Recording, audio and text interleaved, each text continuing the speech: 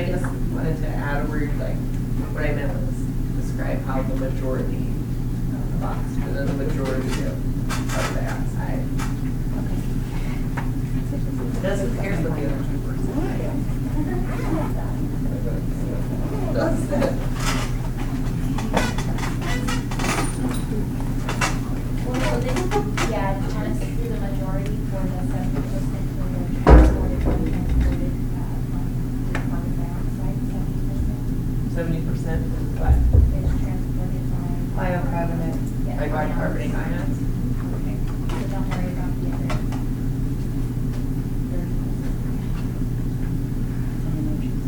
Yeah, we'll just do those.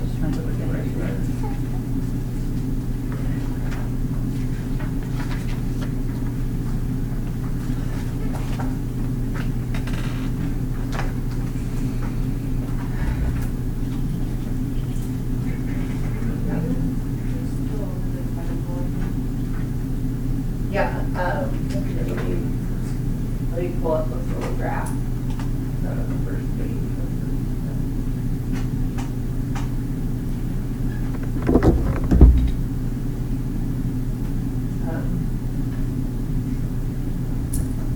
So I think one of the problems with these is if you look at them in the book or other places, I think they usually just say it's this volume plus this volume minus this volume. Is that kind of what y'all are finding? I think it's a lot easier to think about them as what it actually is. So like, what's the tidal volume? The volume of the breath. So the volume of a normal breath. Then I guess we can go in order. So inspiratory reserve volume. The forced air after the tidal volume. So it's like the additional air you take in for forcible breath. Expiratory. What's the extra air you blow out? The forcible exhalation. So for both of those, like breathe out normally, that's the tidal volume, and then you breathe out more. Whatever else you breathe out is the expiratory reserve volume. So I think I'd rather you know that it's whatever formula they put in there, like.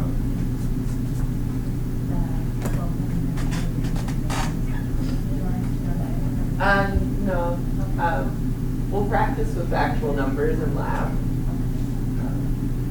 I guess this week probably find them. And then I'll show them the residual volume. So that's like even after forceful exhalation, that's the amount of air left in your lungs. Did you know that you couldn't get all the air out of your lungs? I think I kind of just always assumed that you breathe all your air out. It's kind of a lot, right? Mm-hmm. I mean, 2 times as much as a normal breath just sits in there. Interesting, I think. Alright, now we went through all of them.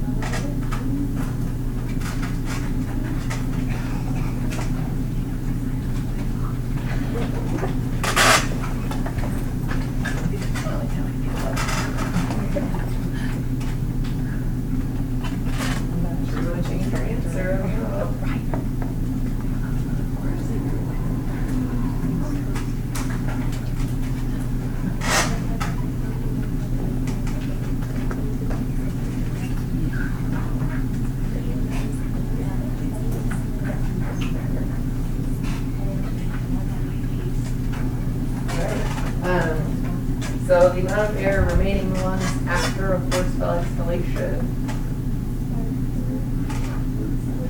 residual volume, the amount of air left in there, the amount of air in a normal breath.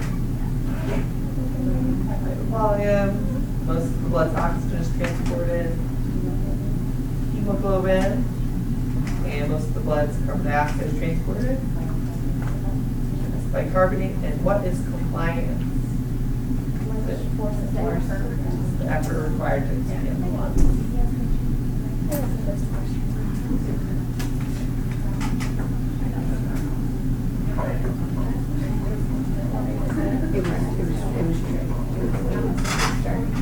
You know what I mean? I was like, if you just quickly, yeah. It was because I looked at it and it was quick, and so I reread it. Yeah, absolutely. But no, it caught me too because it was, and then I was like, I got that. They're doing this. That's a good thing. Most of the time people change drinks are still wrong.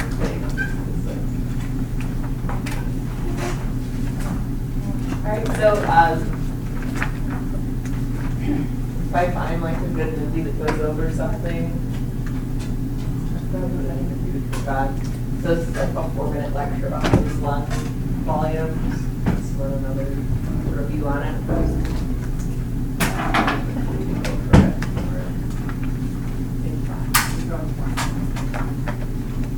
Alright. So if you remember last time we talked about internal and external respiration. Or we didn't really talk about this ventilation, which really kind of comes first. So ventilation, of course, is the air going in and out of the lungs. Outside of the lungs. That's ventilation.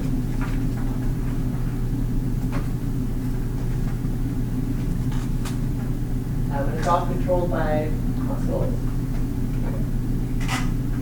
Just a moment. So remember we talked about the pressure changes. So in order to change the pressure inside the lungs, or in the alveoli, exact, you contract and relax muscles. You can imagine, do you think you contract more muscles for forceful breathing? Yeah. We'll see how that works a little bit.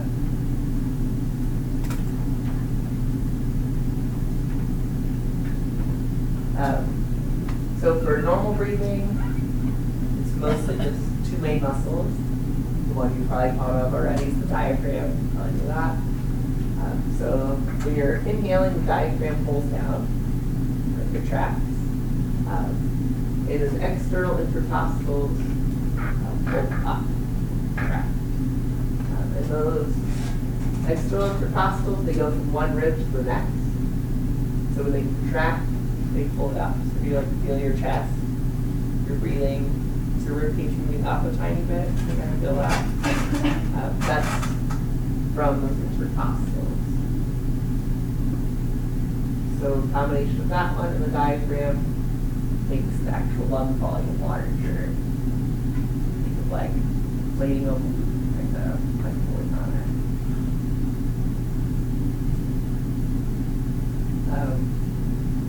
And then for breathing out, well, you just relax. And then there's some help from some of these other muscles for exhalation.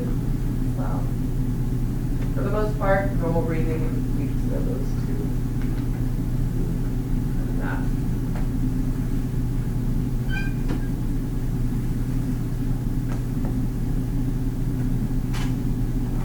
Alright, see that picture how you pull the diaphragm down, you get a greater space in a bracing cavity.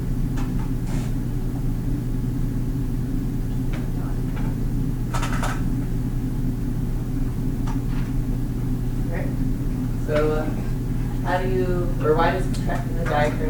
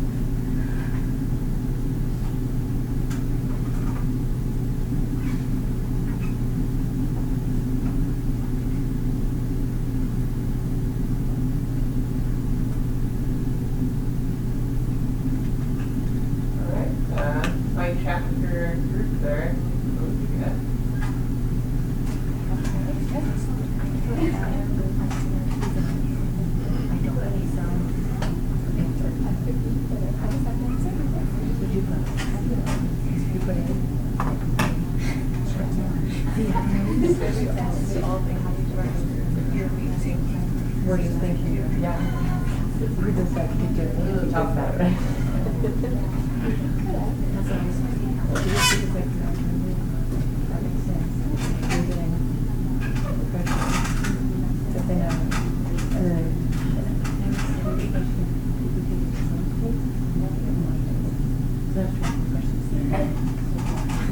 if you're like, yeah, that was my thing, so I don't know.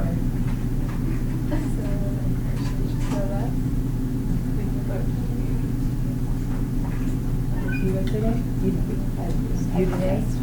And you today? And we go today? We need Jordan or you days. Because maybe we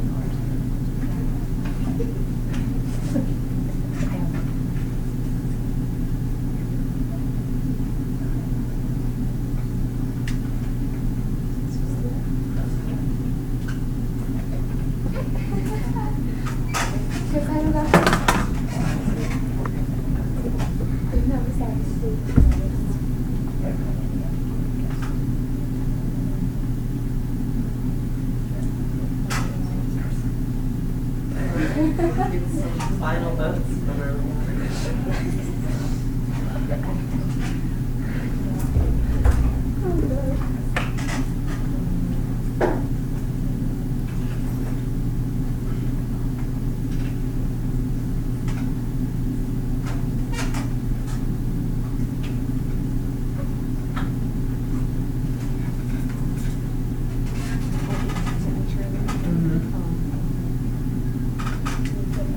Yeah. All right. So the correct answer is actually E.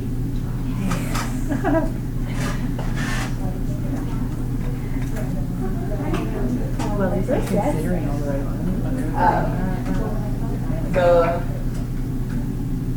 diaphragm pulls down.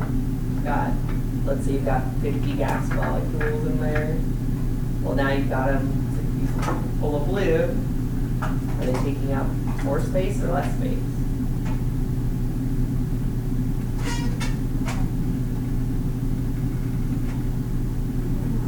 More space, right?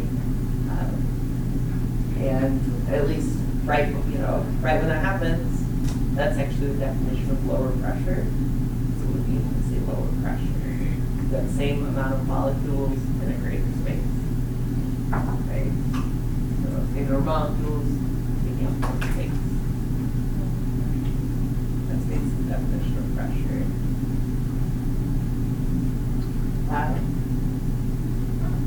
So decreases pressure in this book. And then as the molecules come in from outside, what happens to the pressure? It's going to increase to match whatever the outside pressure is. That's why there comes in. And then of course when you exhale, wait, this is the question. Hold on, I can't remember if I have that. There you go. So when you exhale then, what happens? Which will be the answer for exhaling? That'd be that, right? But is that right? Well, it definitely increases pressure. So it would just be air. Because then increase the pressure, and then you'd have to say the same number of molecules taking up less space. Which is not much of something. Because you're squeezing those, which brings greater pressure, and then they leave until they match the outside pressure. So it's not quite like, well, kind of the same, I guess. That sort of makes sense. So the pressures, why the air is going in and out. It's not like you're quite squeezing the air out, which is changing the pressure of it.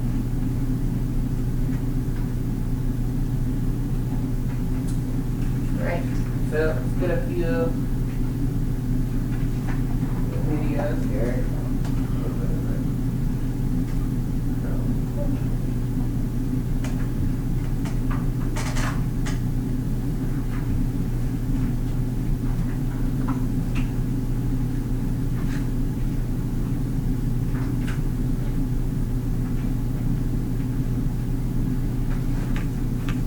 tried to find 2 videos, so I couldn't find one that showed both things. I like this one because it shows you how those external intercostal muscles work.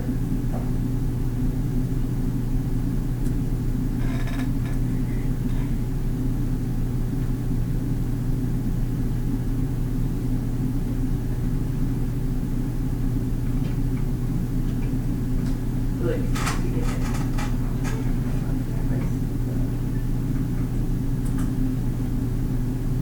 So it's very beginning part.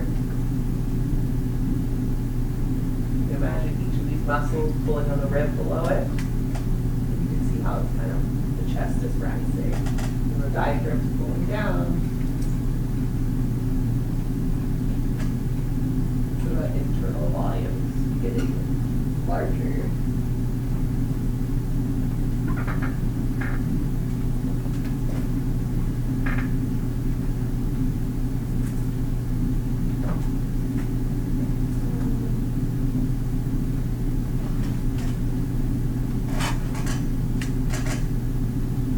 Another view of those intercostals.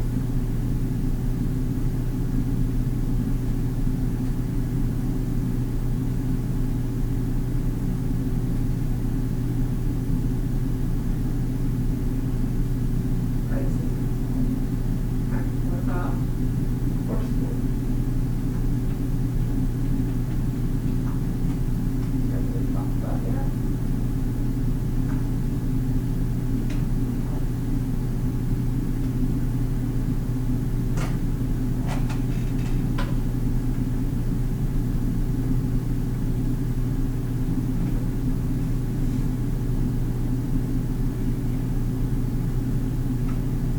The time frame is the forceful inhale.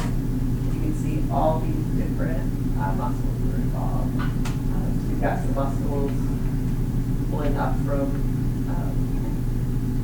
sternocleidomastoid, which comes up to the jaw almost, the neck pulling on the rib cage, pectoralis major, your pecs in the front here, contracting. Internal intercostals as well. The diaphragms obviously fall up its own, right?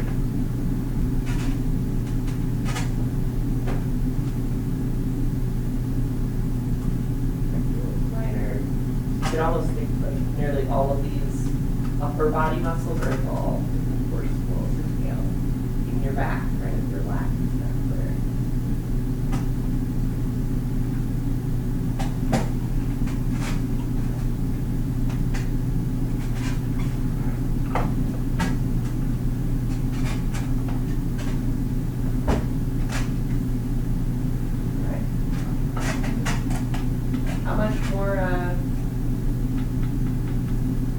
How much more air did you bring in? At least according to this single graph.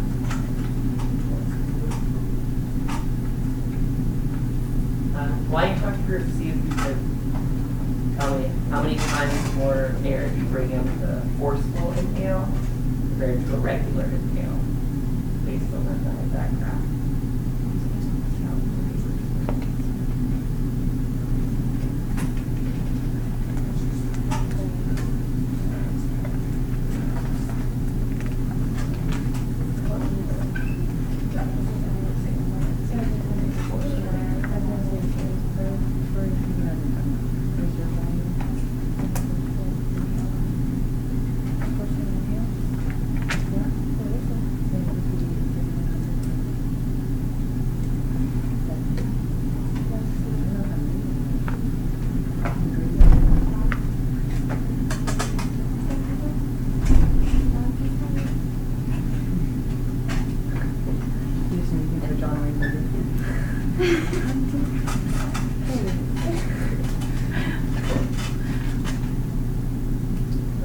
The big string now.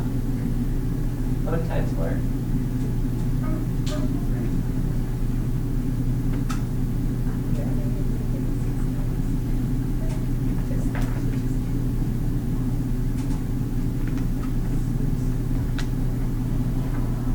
it is 6 times, Boom. right? About 3,100. A tidal volume is a normal breath. So that means a normal inhale, you bring in 500. Forceful inhale, you bring in 3,000. Which is what? Like 6 times more. Okay. Was it the math stopping you or the graph? The graph. The graph, really? Yeah. I really.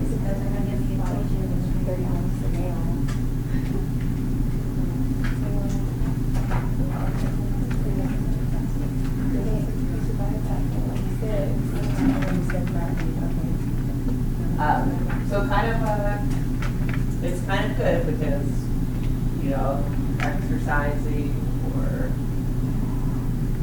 anything like that, you need a lot more oxygen, a lot more quickly. So you've got basically this reserve where your lungs can bring in so much more air. But then if you don't need all that air, you can just not waste energy. Like a nice slow normal breathing, not contract all the muscles.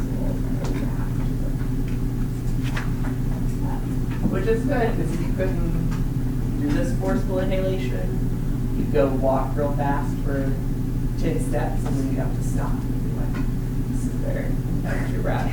You know, there wouldn't even be any deep breaths to catch your breath. It'd be like, you know, us normal people that can do that. When you're hiking at like 15,000 feet uphill, you take like 5 steps and you're like, or if you're like me and you're trying to show off for a girl, you're I'm just gonna run up this last part of the mountain. And if you don't, you ever try this, like while you're doing it, you feel kind of okay. And then you stop and you realize you can't breathe. And it's like laying on the ground and running. But, yeah, exactly. Just like laying there. Can't breathe. It's not working.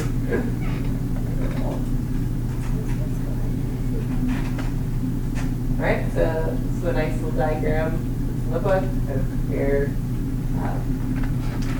the quiet breathing. So we've got those muscles we talked about, the diaphragm, the external intercostal. And you've got a whole list of forceful inhalation muscles. So go on to all those.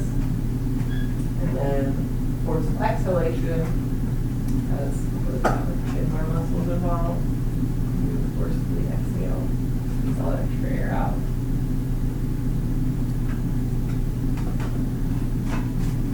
And in lab, we've got these little machines where we can measure how much air you're breathing in and out.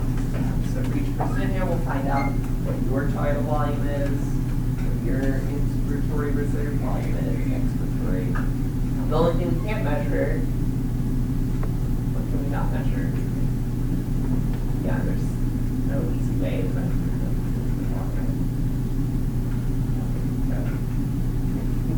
which makes you kind of wonder how they know what that number is, but how do they know? Yeah, but a lot of them are probably like, no, I don't know the answer. Oh, maybe you could do some kind of like enclosed chamber somehow. Maybe that's how they did it.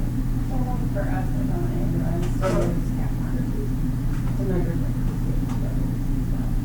That like the blood though. Or, I mean,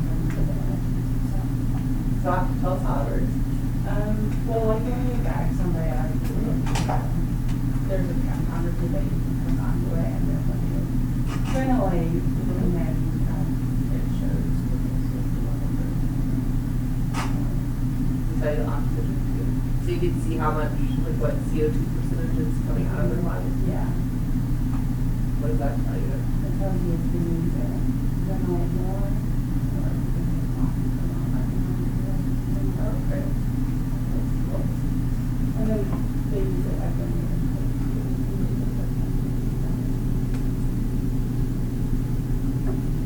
What's the, what are the numbers? Or what do you look for this birthday? CO2 level? it just depends. Maybe it's some type of, I mean, I only get to decide on my end of it. It's but it's some, they have some kind of one of others. I know like if it's at a 7,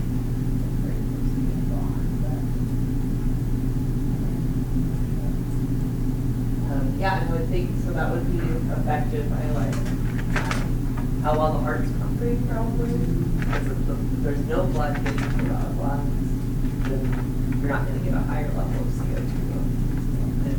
Right? So then if your heart's working well, you get higher CO2. Right? Well, I wonder if they have one of those tomorrow to measure people's CO2 levels in here. Interesting. To ask CNT people. Alright, which of these can track during quiet or what I should say a lot of times they use like quiet and normal interchangeably for normal breathing.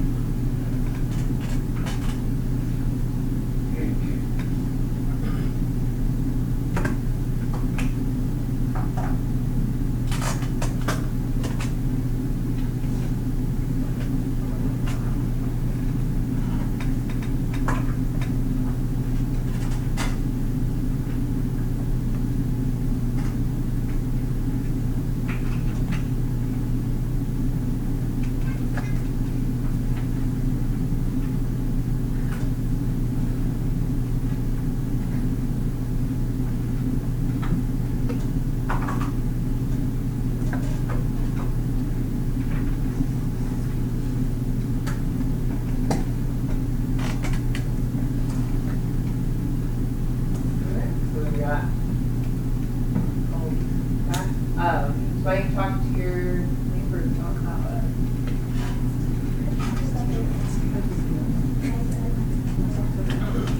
Okay, we don't even need to. We're good. To show you, oh, he doesn't just show you. And I would suggest to read the question again too, make sure you're not answering something you think it says. Yeah, I'm gonna wait to put it on. Yeah. Signal, Yeah. You know what I mean? Yeah. but I'm like, there's back in already. It's like half my. Oh, that's all my abilities. Like, I'll show you after class. I'll show you. Yeah, I just wanted just the way he handled it. If he wanted all of it, I was like, no, do like my anniversary. So he does our 1 year anniversary. He's like, I told you I did that when I wanted it. Yeah, see, I'll show you a picture of mine. It includes the ring I'm putting in. I'll show you.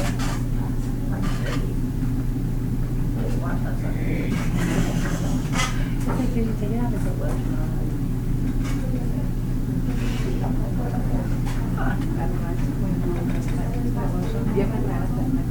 Yeah, I do that all the time.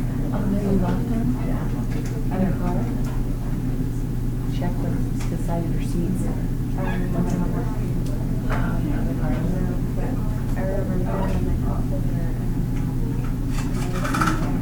I went on him. I was like, no, wherever I gave it to you and you put it in your pocket. Because one time I said, I think it was green. And it ended up wrong, but you know, like, slide it in the car and got a traffic. It's actually in that. I think I hit the one and went in that, so when I moved the seat back, and it was right, you know. Final votes.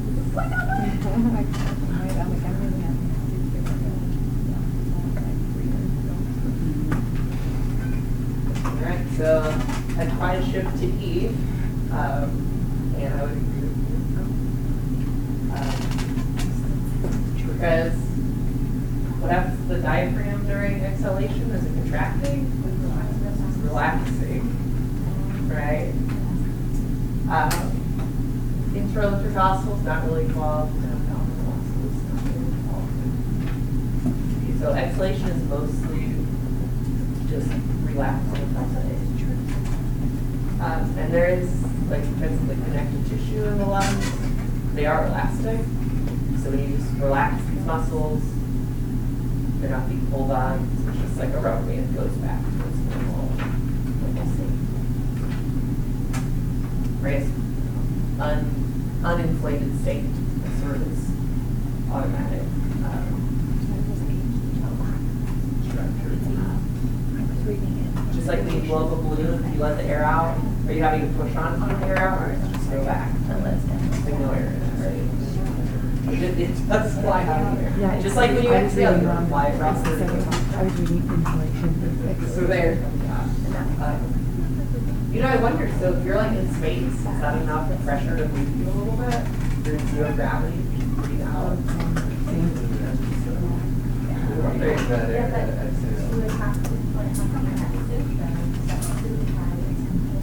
Yeah, but when you're in the spaceship, you're not in the suit, and you're pressurized. So you just like, we like go like, That's why I think we can yeah. because the air. Yeah, that's true. Yeah. So they were outside, they couldn't swim, right? In the back, but inside. Getting off top of here. Did you like sci-fi and space?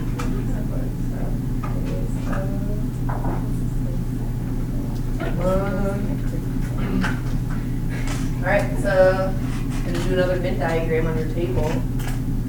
Your normal breathing, just quiet breathing. See any similarities with differences? I think we got most of the markers. You want that? If you happen to find any that aren't working well, Venn diagram. I drew it last time. Do you want more colors? We'll give you options with there. Here you go. Whichever option you want.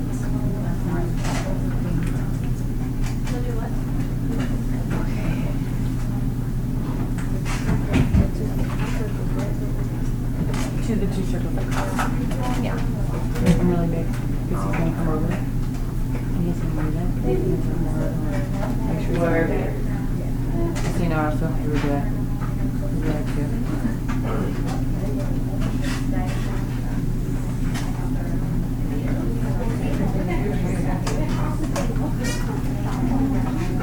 She got hers like perfectly circle and mine was like. yeah, I can't draw circles either. Mine are like ovals. One looks like an egg. I don't get the Did you see similarities. mine? That was fun. But you know what? It worked. Okay. You can only draw someone or Venn diagram. Okay. I want you to think of at least 4 differences and, I don't know, 3 similarities maybe. Let's do this. I guess. Okay.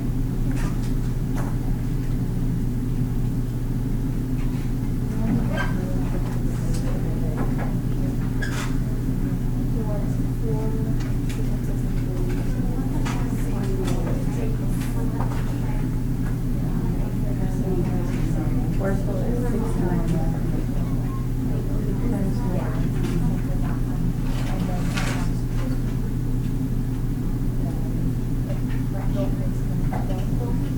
Yeah, essentially one in the tidal body, right?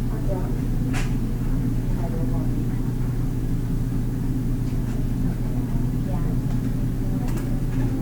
And then it is,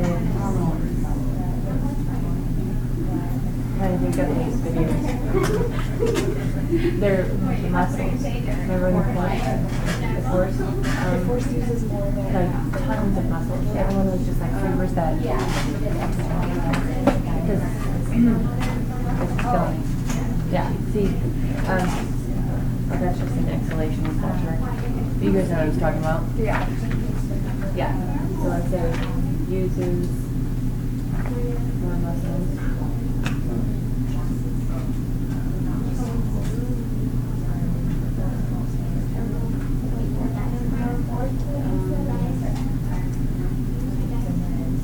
So if you are putting muscles down, make sure you say if they're contracting or relaxing during inhalation, exhalation, so like what you actually. But it's different from contracting first, inhalation, and exhalation. But if you're like. Do you know what I'm saying? So whatever we do, we have to do 2. Yeah. So if you do diaphragm, you have to do exhalation, contracting, inhalation. No. Okay. Contracting, and then dilation, relaxing. Sorry, I'm like sharing what you're thinking. So it'd be. Yeah. Oh, it's an But isn't that the same for both of them? No. Do you No. think maybe we should write it on here, maybe write out the photos? So the other contracting, right? I don't know. Doesn't matter. Yeah. Yeah, that's what I was like, it's on that chart. For normal heating and for breathing. She's right. Your She's right. And the diaphragm contracts whether in inhalation in both. So we can put that as the same? That's exactly what she's saying. What? Yeah, that's what I do, walk around judge. So if I test, you have to like say something out of your diaphragm. Exhale, it goes up, right? Diaphragm wide. Yeah. Exhale, it goes back.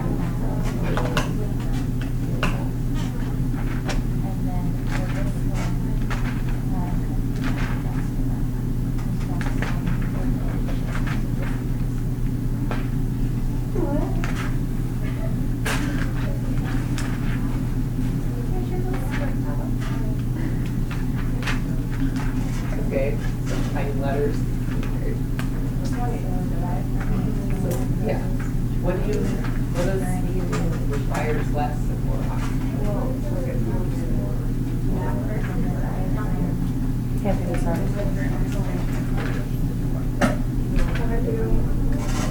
Oh, you're talking about the Force air? was going to require more oxygen. If you have force was lacking oxygen when we were running and stuff. That's when you go into force. Like, You're going to, this one requires less air and hence why you're IV. So I actually thought you used forceful. Is that what you did? Do you agree? No? Yeah. Okay. What else do we put for that? I don't know. Do you like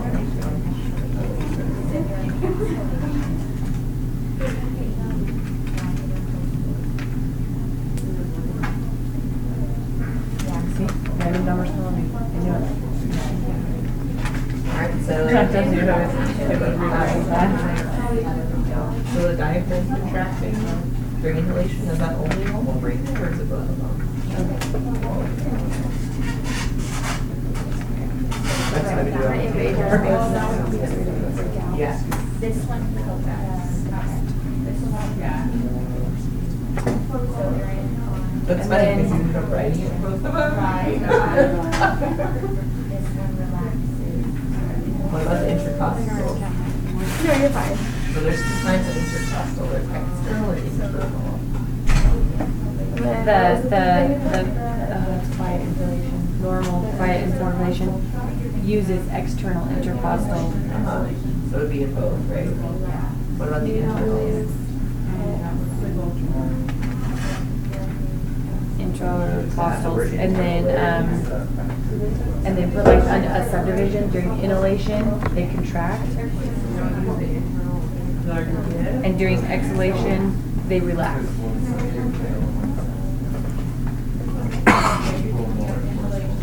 Because So those external intercostals are in both. are you, really? I thought the other one was internal. It's an Intercostal. addition. So basically, any of the muscles that are used in the normal one, they're used in this. Okay. Sorry, I was just trying to go off this chart. Yeah, it's missing, unfortunately. That's okay, because that's okay. So, put in the first one that it requires more oxygen. Is it Oh. normal because it's forceful? I'm on the opposite. So you mean like they use it when the body requires more oxygen? So you Exactly. Okay. I was just thinking, because like when we go running, all of a sudden you're dying, Yeah. going uphill. Yeah. I need more oxygen. It's like, why, you know, I'm dying. why do we have forceful breathing? Yeah, I'm That's dying. why. Say be the intercostal. The external. External.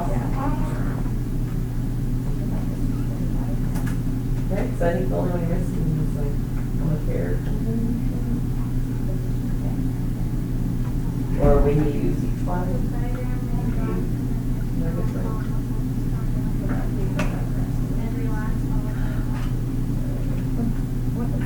Intercostals go with, sorry, we're gonna go with there.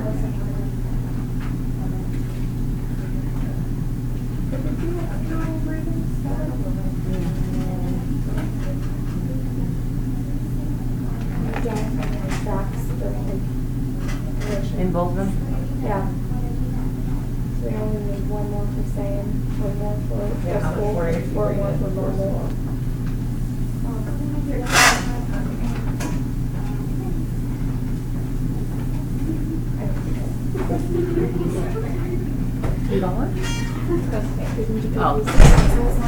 Oh, yeah, we got emails times before our doors over TJ. Why? What? Yeah.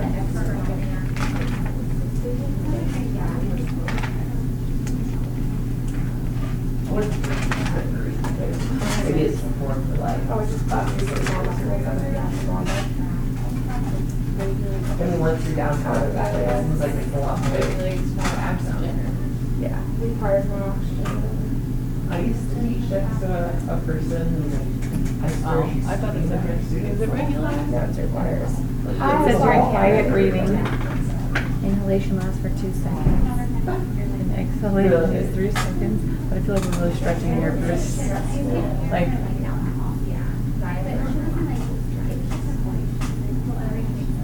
I don't know what she did that. And they're getting so good, because they're little, probably twice as loud as like an adult. I just found what year it is right on my phone. Like my wife talks, yeah. she'd like yell. And it says during forceful breathing, nerve impulses rise as respiratory area activate the exhalatory area. No, I'm doing it. It's good bad. And it says, impulses from the next period causes contractions of the internal interval. It's funny, because she's a teacher too, they don't usually tell us You're that. putting it to use to Okay. make what you're asking about. Alright. Resting. This one says forceful breathing did decrease the size of the I'm throat. looking for another nerdy here.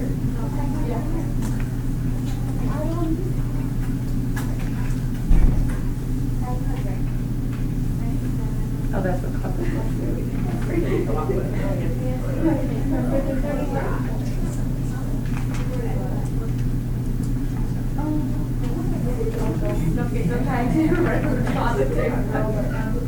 You could say some of the ear pressures.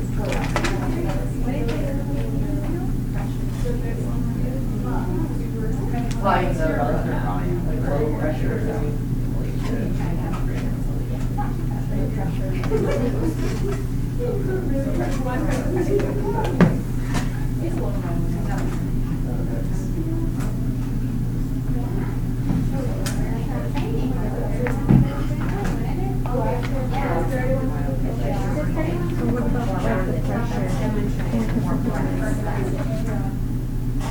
No, it would go under forceful. They both have low pressure. Right, because you bring 500 in a normal, you bring 3,100 more, right? And that's just an average. So it's 600.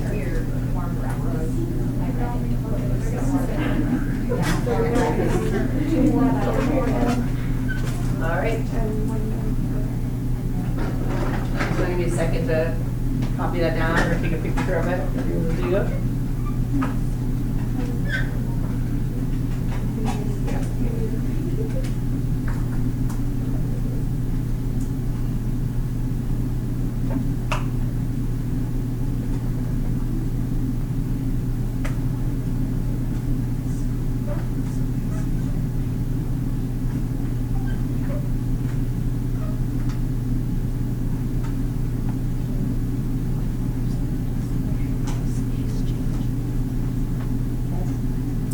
No?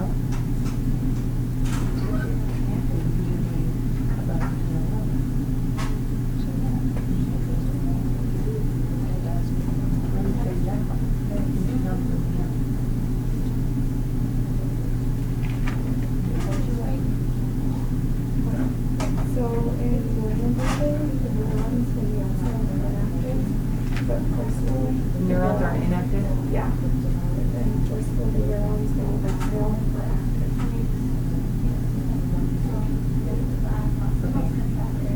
it's a difference. Yeah. Which neurons is that?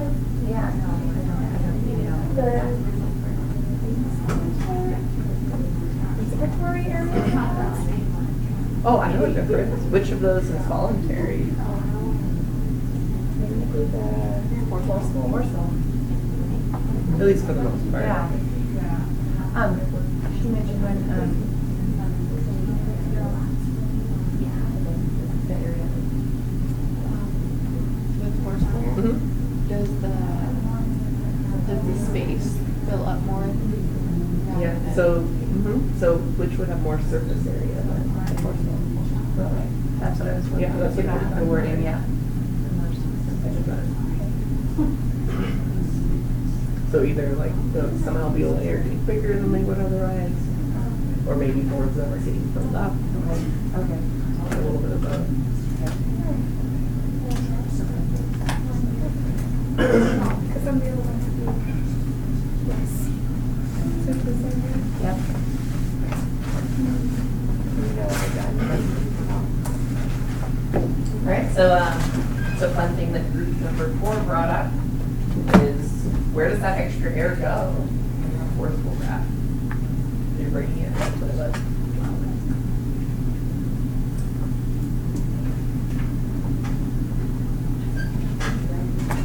But, no, I'm sorry, about the lot. So you're saying bring 500 mils in normal graph, and bring 3,600 in a forceful graph. Where's the extra air going? Think about it.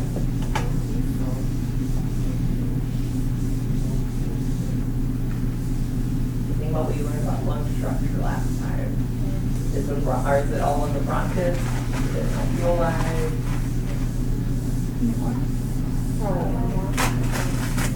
Yeah, so in a normal breath, all your alveoli aren't getting filled up with air. Some of them are still kind of closed. In fact, probably most of them. So in a forceful breath, the deepest breath you could take, you're filling up all the alveoli. So kind of closed, and then fill up. It's like the percentage of when you're filling air.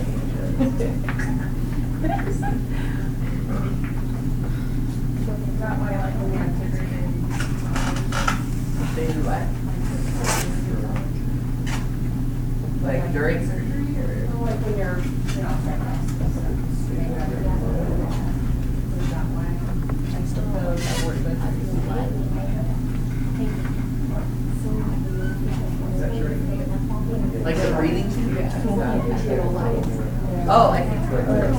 yeah. Yep. Oh, you're talking about the training thing? Yeah. Yeah. It's just, yeah, the breathing and that. And also train them.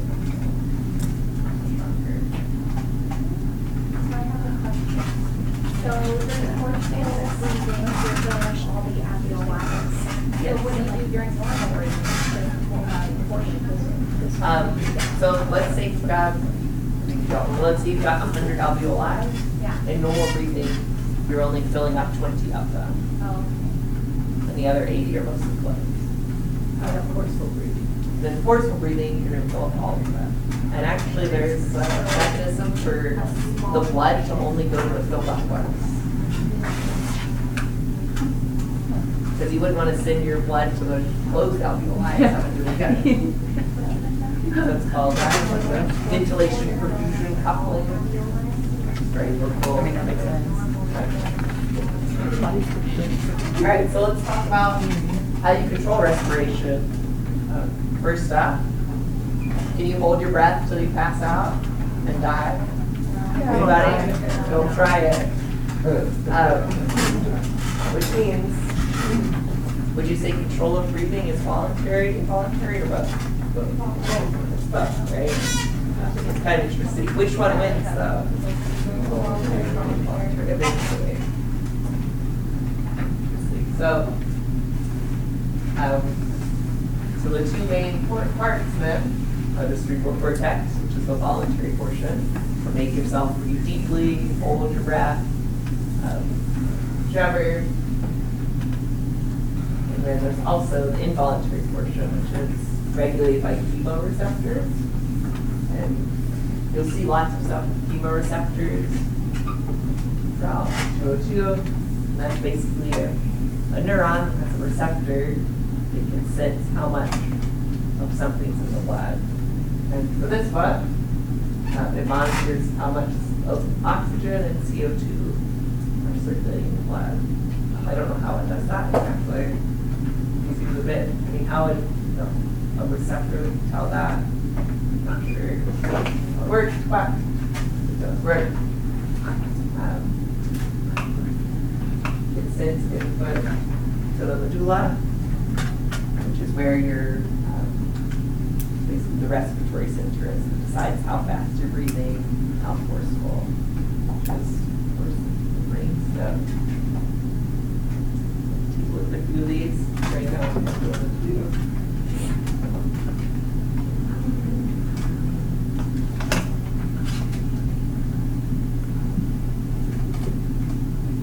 First, you could go back through all of these if you wanted to.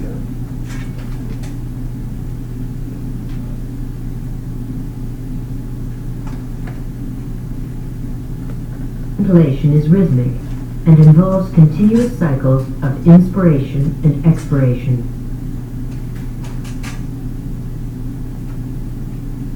Various regions of the brain closely regulate this rhythmic pattern of ventilation.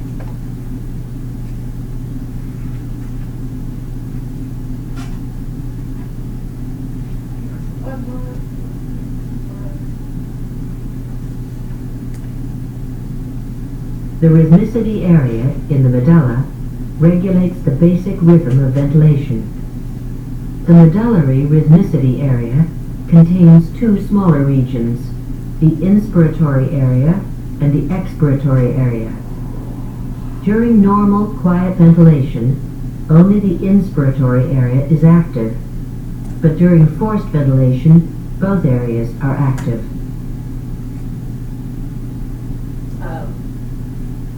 Why do you think that is? The last statement said only the inspiratory area is active. There's normal breathing. There's normal breathing here. Yeah, exactly. So you don't have to send a signal to the diaphragm to relax. It just automatically relaxes.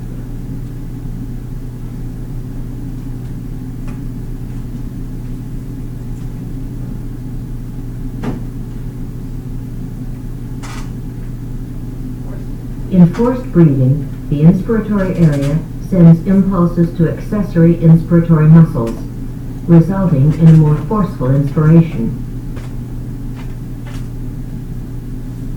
The inspiration area also activates the expiratory area during the expiration portion of the cycle. The expiratory area then sends impulses to expiration muscles, which consist of internal intercostals and abdominal muscles.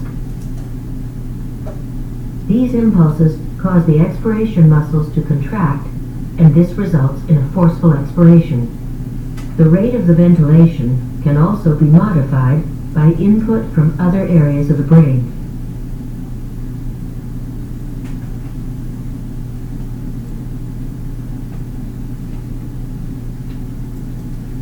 Impulses from higher cortical brain centers can bypass the respiratory centers in the pons and medulla, and provide us with some limited voluntary control over the muscles of ventilation.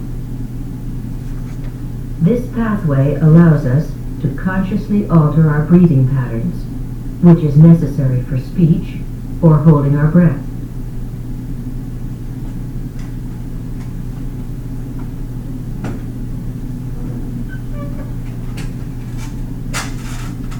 Changes in blood pH, partial pressure of carbon dioxide, and partial pressure of oxygen have profound effects on respiratory rate.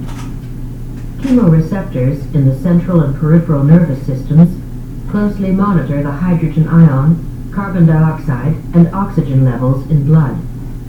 Changes in the frequency of impulses from the chemoreceptors affects respiratory rate.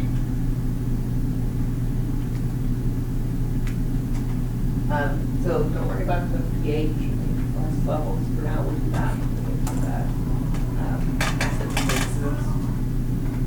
chapter. So if you have high CO2 in the blood, what do you think is going to happen to your respiration rate? Right, and you can walk good. Do you think it's possible for, or do you think those always happen together? Low oxygen, high CO2? You would think so. But as we'll see in later chapters, you have certain disorders where you can build up CO2 in the blood but have enough oxygen, or vice versa. We'll talk about how that works. But, so that's why you need both. So you just measure both. Because both things would be a problem, right? High CO2 or low oxygen would cause a problem. So if any of those things happen, you better change your breathing.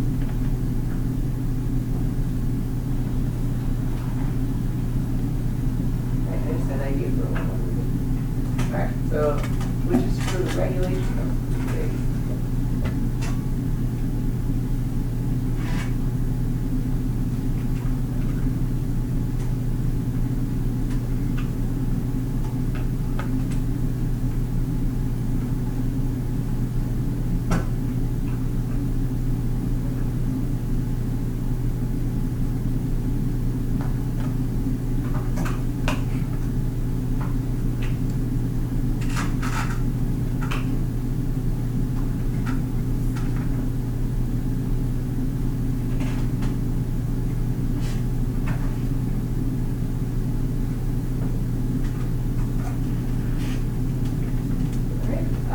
So if you chose active, right, it's all of those things. Voluntary is involuntary, which we would consider it low oxygen levels with increased rate worse.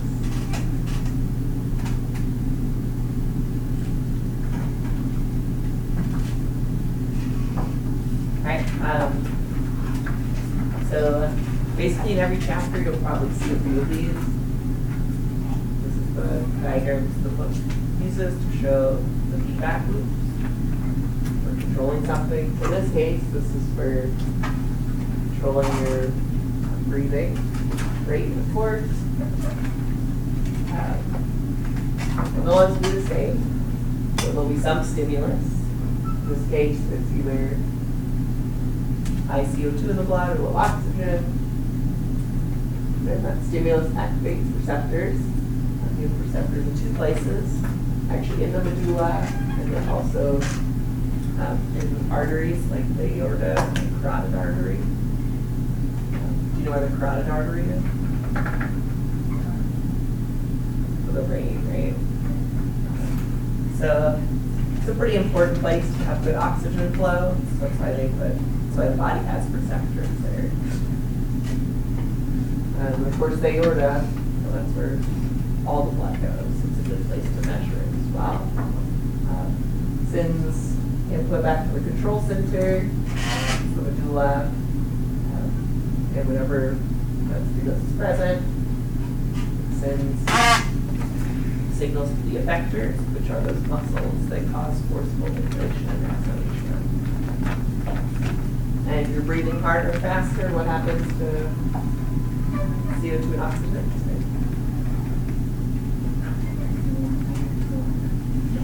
CO2 would go down and oxygen would go up. And would that take away the stimulus? It would, right? So just the normal negative feedback there.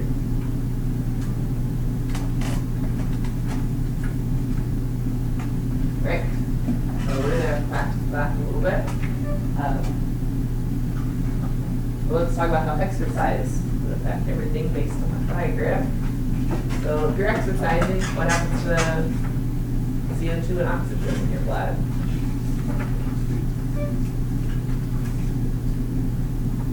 Okay, and why? Why does your CO2?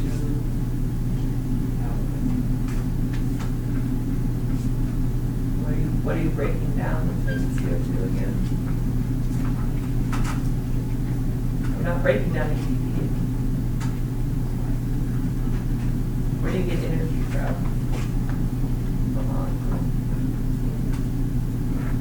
Glycogen, which turns into glucose. So if you're breaking down glucose, you're making CO2,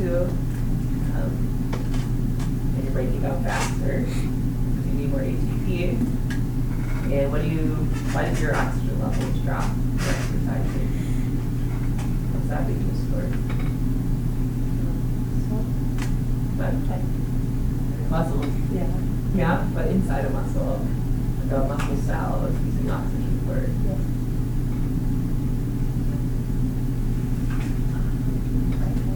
Yeah, so it's aerobic respiration to make ATP.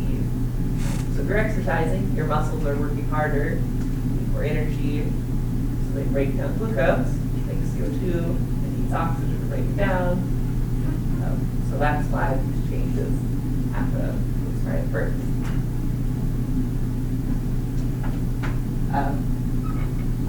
So how does the body respond? Well, forceful breathing, more rapid breathing, and also it's going to send more blood to the lungs, to the alveoli. So the blood exchanges CO2 and oxygen. And the bronchioles will dilate, so you can get more air into the alveoli. That mechanism as well. Does anyone have exercise-induced asthma? Heard of it, maybe? Yeah. So if you do have exercise-induced asthma, you start exercising, and for whatever reason, your bronchioles will contract during exercise, or not dilate as much. It's a true condition. It doesn't just mean you're out of shape or something. You know, I used to tell my sister that.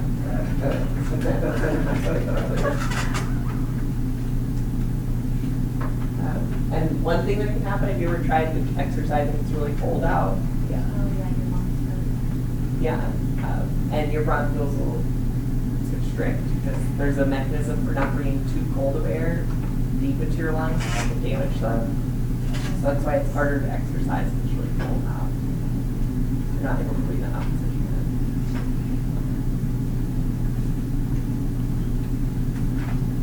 Especially here if you're out, trying to go snowshoeing and it's like 5 degrees or something. Probably not going to be able to bring in as much air as you need to for that reason. Alright. The other thing to look at is this crazy graph called the hemoglobin dissociation curve, which all it's showing you is down here at the bottom is how much oxygen is in the air versus what percent of hemoglobin has oxygen attached to it. So for example, if you have oxygen at 100 milliliters of mercury, which is just an amount of the pressure, well, that's 100% saturated. So nothing.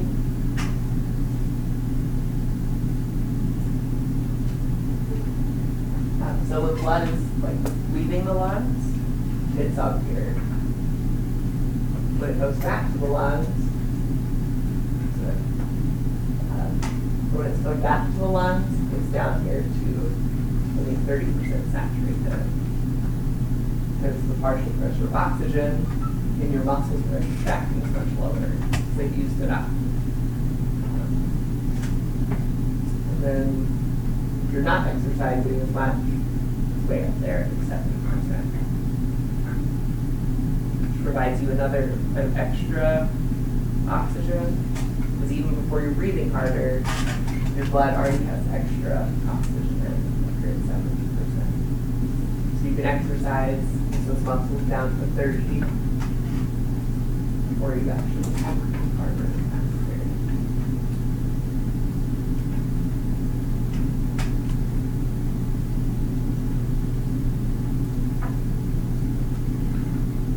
Oh, one thing, or oh wait, yeah, I don't want to tell you that. So I'm going to do that. Alright, so it's actually not 3, let's do 2 first.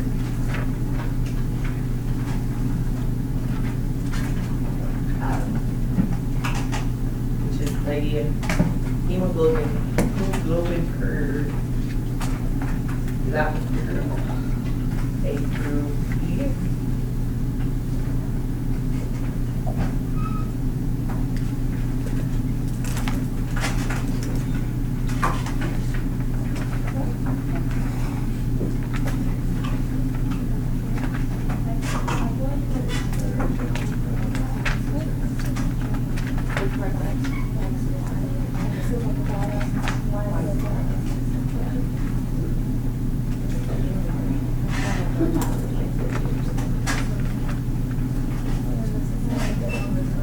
That's what I was trying to read it, and I was like,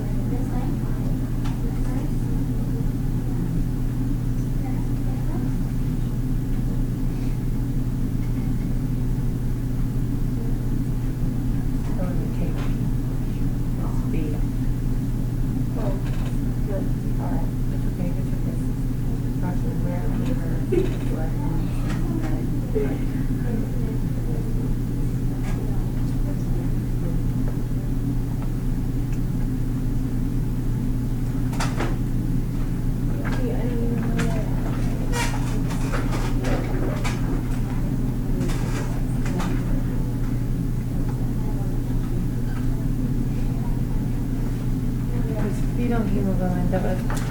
I remember reading this. Well, if it has a higher affinity, where do you think the line would be? I mean, left or right? Right. Right? I don't know. Honestly, it's lower. Well, I guess I looked at it as left or right, not higher or lower, but maybe if you drew it, I would know what you mean.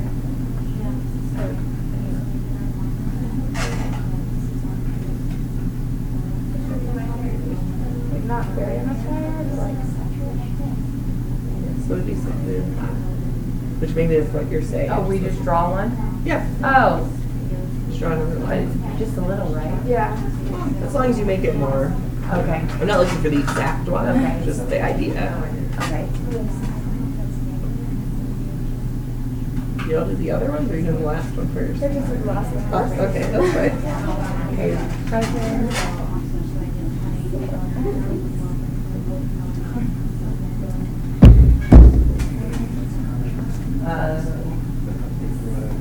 The hemoglobin is on the line. You got it for the people, right? But it's the pressure of O2, that's exactly what you have. I guess we're using hemoglobin. That's the line. Okay, so my next question. So we probably just try it with equipment. I don't know, maybe I should think I think the FAB and 100 is the Y hemoglobin for the master. And then you match it to the X? Yeah. Okay. Oh, I'm thinking it's not HD, it's the number. Did you have X in the first box and Y in the Yeah. second? Okay. Yeah, that's what it is. Which at 20 you're at like.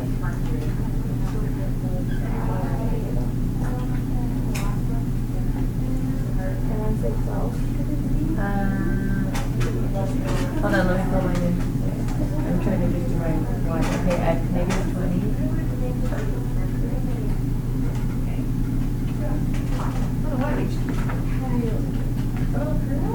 You can have a negative 20 minutes, so it can go down the chart.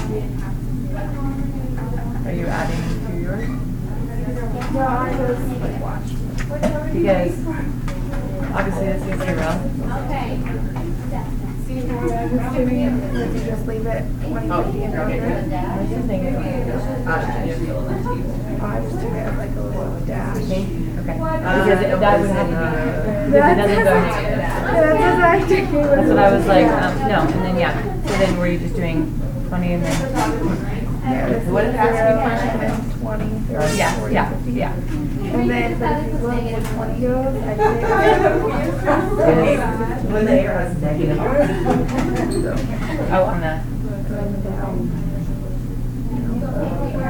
but this is for that pressure oxygen, partial pressure of oxygen. Yeah. Partial pressure of oxygen is your X. So I think it'd be like 15, like that, you know? Well, what I'm saying is it's first pressure of oxygen at 20. So if you follow 20 up to where it hits on here. Yeah, but if you look on the first picture, you I'm not even able to. I'm still from like Well, that's the graph. urban diagram. if you look on these ones, the hemoglobin one is on this side. Right, because your PO2 is this too. Yeah. That'd be part of it. No, I get what I'm saying. Yeah, it makes sense. But now I'm just. We can ask him.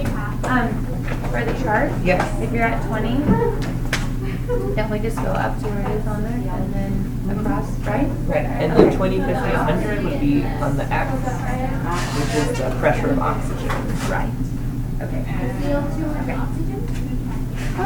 I just didn't want to tell you and So be like wrong. from down here. I didn't want to tell you and then be Right. wrong. That makes Because sense. these are those numbers are the amount of oxygen that's there. So when it hits there, Yeah, exactly. And it's confusing because I just realized Hg is mercury. Everybody's thinking it's hemoglobin. Oh, yeah. Thought about that before. See, that's what I was Wow. thinking. So I'd Well, that's see, what she like, came over, that's what she was telling me, and I was like, no, I'm reading it, and that was, and I was like, you better call her, because I'm reading it way different than you. Yeah. So the bottom level is in millimeters of mercury, Okay. which is annoying. Hg radiation is terrible. I'm like rounding down because I don't want to like 32. I just put 30. Yeah, as long as you have it somewhat close. It's not like you've got a grid where you could actually tell very easily. I guess it's not going to switch going. So actually, it's going to be exact. Number one? Yeah. She said I can't I put 30, 80, 90. Oh, yeah, I have mine flipped, and then he said that, and I flipped mine. Don't worry, I did it. I did it too. I just haven't changed it. All right, so definitely bring this with you to lab tomorrow. We'll finish up this chapter before we do the lab. The lab's not super large.